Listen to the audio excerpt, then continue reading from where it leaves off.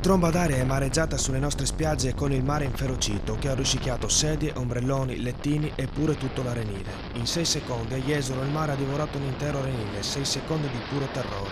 Stesso copione a Caorle e Punta Sabbioni, dove la forte pioggia ha provocato pure un blackout, gettando nel panico turisti, operatori e residenti. Nel San Donatese è caduti oltre 40 mm di pioggia. Drammatico il bilancio per il turismo con la conta dei danni.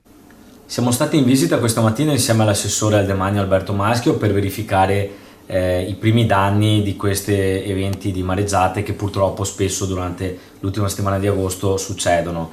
Siamo confrontati con gli operatori, ovviamente i danni sono circoscritti in una parte del territorio, la zona della Pineta, che purtroppo storicamente è interessata dal problema. I danni sono sicuramente ingenti, ma in ogni caso la stagione è salva e verrà conclusa senza particolari problemi. Gli operatori sono già al lavoro per il ripristino. Il più colpito è stato lo stabilimento balneare Riviera Levante. Questa notte verso le 3 c'è stata una tromba d'aria improvvisa, questione di 6 o 7 secondi, un vortice che ha travolto un fronte di 80 metri, distruggendo praticamente tutto. In questo momento stiamo ricostruendo quello che possiamo recuperare, lo recuperiamo, un 120 ombrelloni, insomma, sono volati via e li stiamo cercando in mezzo alla pineta, anche per toglierli, perché sono tutti distrutti. Ha spezzato in due dei lettini di velto ombrelloni che pesano quasi